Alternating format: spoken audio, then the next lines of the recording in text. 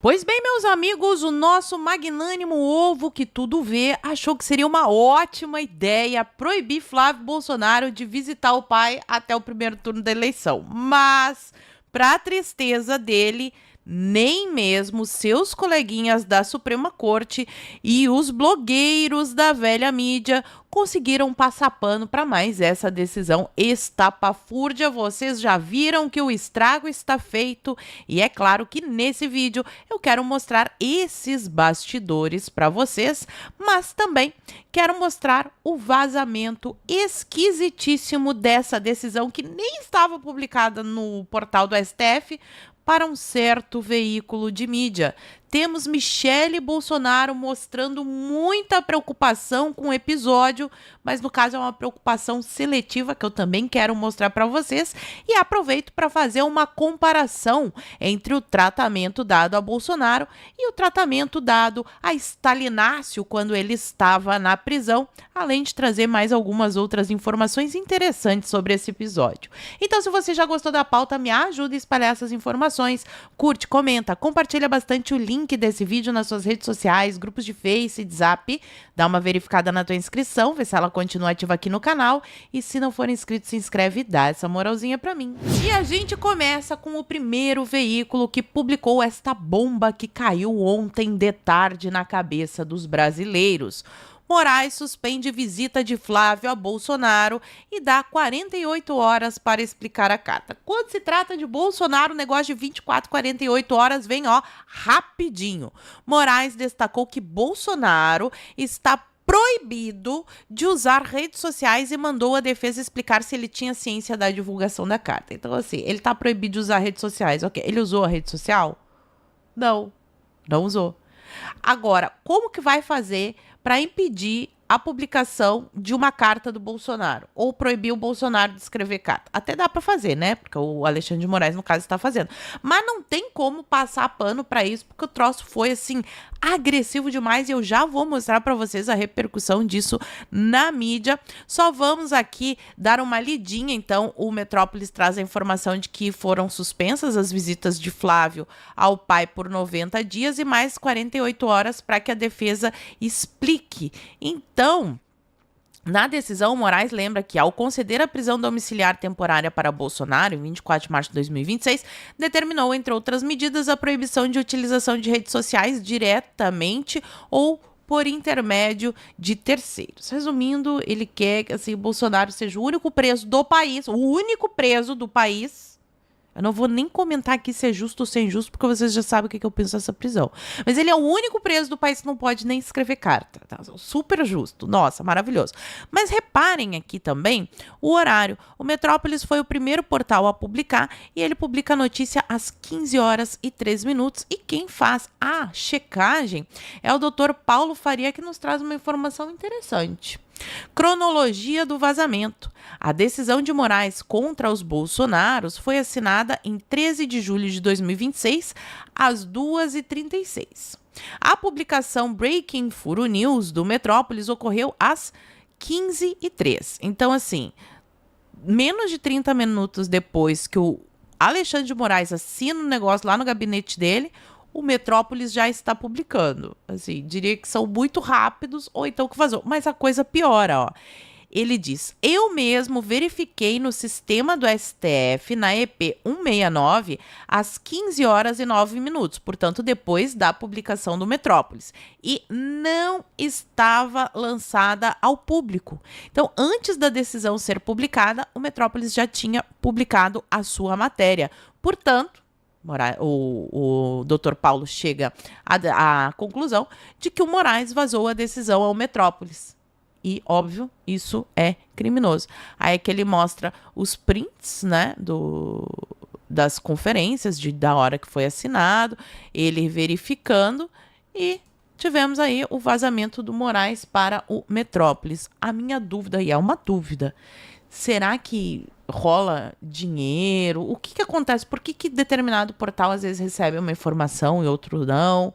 Eu fico perguntando isso, não sei se vocês já pensaram a respeito. Mas depois disso, à noite ali, às 19 horas, o Flávio Bolsonaro faz uma live onde ele fala sobre isso, sobre todos os absurdos. Gosto da ideia do Flávio Bolsonaro fazendo as lives no seu canal, e essa pela primeira vez teve um bom número de visualizações. Não chega ao tanto de visualizações que o Bolsonaro conseguia, né? O Bolsonaro conseguia milhões ali de espectadores, ele pegava centenas de milhares só no ao vivo.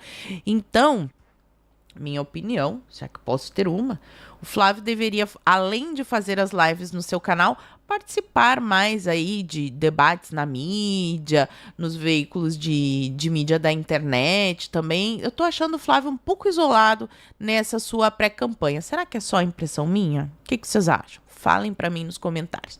E nem os blogueiros da velha mídia conseguiram engolir dessa vez. Olha aqui, ó. CNN, não dá para dizer que a CNN é bolsonarista, né?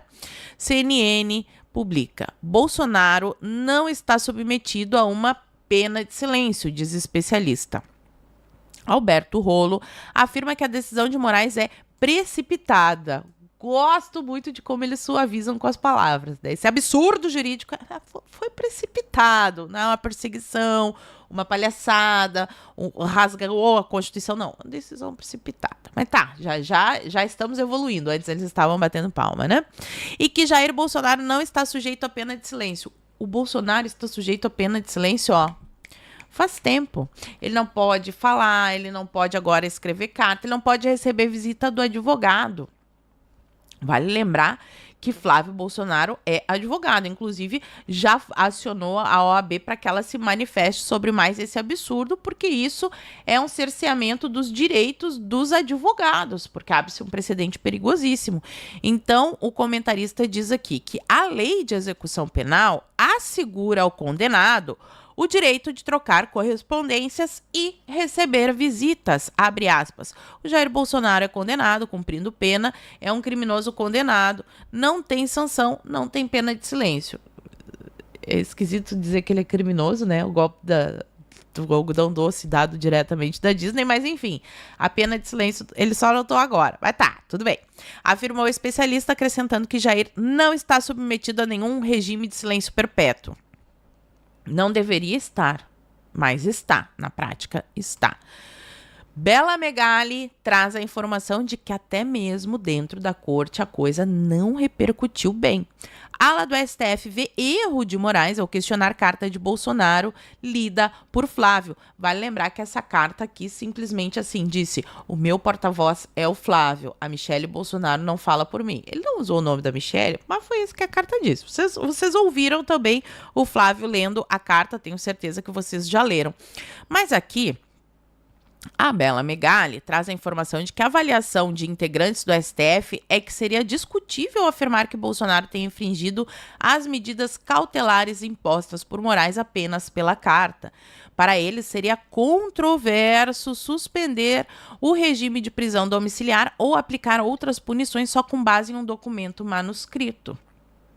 Especialmente porque não há nenhuma proibição para que o capitão reformado escreva cartas. Pois é, mas aí nessa coluna aqui da Bela Megali, ela falou assim, ministros do STF, a gente pode pensar que, sei lá, o Cássio Nunes, o André Marques, né, o Fux deu a entrevista, eu fiquei pensando, quais ministros? Será que são os coleguinhas mais chegados ou será que já são os coleguinhas que estão rachados? E aí a CNN traz a informação complementar aqui no blog do Matheus Teixeira. Ministros do STF veem exagero de Moraes em decisão sobre carta de Bolsonaro, sob reserva. Até mesmo nomes da ala mais alinhados ao ministro fazem críticas. E daí eu disse assim, pá, Xande, coisa ficou feia, Xande. Até os seus coleguinhas mais chegados, aqueles que andam com o senhor no recreio, não curtiram muito.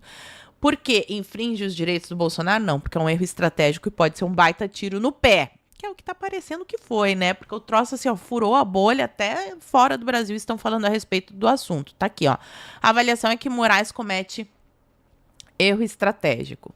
Como se juiz tivesse que adotar algum tipo de estratégia e não apenas a Constituição. Continuo chocada com jornalistas escrevendo isso com a maior naturalidade, mas é o que ele escreveu mesmo. E aí aqui fala, ó, a avaliação de 2 ministros ouvidos sob reserva pela CNN, 2 ministros que quiseram mandar recadinho para o Moraes, é de que a determinação deve gerar efeito contrário e reforçar o discurso de que a família Bolsonaro é vítima de perseguição do Supremo e com mais ênfase de Moraes.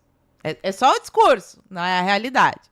A gente que está exagerando, talvez, né? Estão exagerando, a gente nem persegue tanto assim, mas enfim. Até mesmo os coleguinhas do Xande viram assim, isso aí pode ser um baita de um tiro no pé.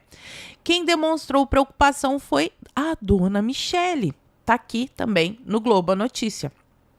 Michele demonstrou preocupação com carta de Bolsonaro a Flávio e relatou a aliadas de revés no STF. Ministro Alexandre de Moraes proibiu Flávio de visitar o ex-presidente até o fim do primeiro turno da eleição presidencial. Então, tipo assim, tem o Globo passou pano. Gente, todo mundo notou que o senhor não quer que o Bolsonaro fique atrapalhando a democracia, escrevendo essas cartas bandidas que ele escreve. Como assim? Ele tá dizendo que o Flávio é o porta-voz dele. Não pode. Aliás, a carta era para trazer também a lista dos senadores, né? O Flávio falou? O Flávio não falou. Seria interessante a gente começar a cobrar o Flávio, né? Seu Flávio, por favor, divulgue aí a lista dos senadores apoiados pelo Flávio, pelo Bolsonaro. A gente sabe que pelo menos o Polon é apoiado pelo Bolsonaro, porque estava na outra carta, que já teve uma outra carta que daí não teve essa repercussão toda aí no âmbito do Moraes, mas na carta falou que o Polon era apoiado por ele e tipo meio que o pé ele tá escanteando. Então tá ficando um negócio esquisito. Seu Flávio, por favor, divulgue a lista dos senadores. O Bolsonaro escreveu ou não escreveu, afinal, a lista dos senadores? Porque essa eleição é importante. Mas vamos voltar aqui para a Michele, ó. Ela disse a aliadas no fim de semana que ficou aflita com a carta, porque ela disse que o Flávio que era o porta-voz. Não. É porque o Xande poderia fazer maldade. E demonstrou preocupação com a carta escrita pelo ex-presidente a Flávio Bolsonaro. Aí aqui a Damares falando, ó. Desde que vimos alguns comentários na internet, ela ficou aflita. Ela tem se esforçado ao máximo para que todas as medidas sejam cumpridas. A Michele ainda não entendeu. Ela não entendeu que mesmo cumprindo as medidas, um dia o Xande pode levantar de ovo virado e simplesmente decidir que o Bolsonaro respirou do jeito errado, que é para mandar ele para prisão, porque assim, no caso, não tem regra. A regra é o humor do Xande. Mas eu achei esquisito, porque a própria Michele já tinha publicado carta dele. Tá aqui, ó, perfil do Instagram oficial da Michele Bolsonaro. Publicou uma cartinha aqui, ó, nos 18 anos de casado. Aí ele fala que ama muito a Michele, muito bonita a carta. Mas é uma carta do Bolsonaro que foi publicada, né? Essa carta que podia. A do Flávio não. Estranho. Mas não foi só essa. Aqui, ó, notícia de março desse ano, a carta que o Bolsonaro escreveu e defendia a Michele e condenava os ataques da direita. O que seria ataques da direita? Seria, no caso, não gostar muito da postura que a Michele vem adotando e fazer críticas a ela? Seria interessante. Mas, enfim, ele escreveu uma carta defendendo a Michele, que foi publicada na internet. Tá aqui também a carta, ó. E o Xande não falou nada sobre proibição de escrever cartas e de publicar cartas. Por que justo a carta que diz que o Flávio é o porta-voz dele deu esse quiprocó todo aí? Vamos lembrar como é que era o sapo cachaceiro quando ele estava preso? Aqui o Dantas trouxe, ó. O Lula publicou cartas e deu 22 entrevistas durante a prisão na Polícia Federal. Tinha, inclusive, uma esteira na cela dele. E um comitê. Já trouxe diversas vezes a matéria do Estadão, né? Que o Lula transformou a sua cela em um comitê. A Janja entrava lá para fazer visitas lindas, onde começou este romance maravilhoso. O Lula tinha uma esteira para praticar exercícios, escrevia cartas que eram lidas. Inclusive, tem um atual ministro da primeira corte, que na época era o advogado do Lula, que eu continuo achando estranho, mas enfim, o seu Zanin leu uma carta do Lula na frente da prisão, em 2019, ó, quando o presidente estava preso. O episódio foi lembrado após Moraes proibir as visitas do senador e advogado do Bolsonaro. É interessante lembrar isso, né? Flávio é o advogado do Bolsonaro. Ao pai por leitura de mensagem. Contextos judiciais das prisões de Lula e Jair Bolsonaro são distintos. São mesmo. O Lula foi condenado na primeira instância, pôde recorrer para a segunda, seguiu todo o trâmite. E ele foi condenado por lavagem de dinheiro, ocultação de patrimônio. Esses crimes que, no caso, são bem crimes mesmo, né? Não por, assim, viajar para Disney e dar um golpe onde tinha algodão doce à venda. Realmente, é bem diferente, bem diferente. Por que será? Por que será que o Xande está irritado? Será que é porque saiu uma nova rodada de pesquisas que mesmo após esse escândalo do Dark Horse, a publicação dos vídeos da Michelle, o Flávio continua sendo o único candidato da direita capaz de derrotar Lula no segundo turno, com as pesquisas mostrando aí empate técnico? Até o PT está preocupado. O PT vê melhora de Flávio entre jovens e evangélicos.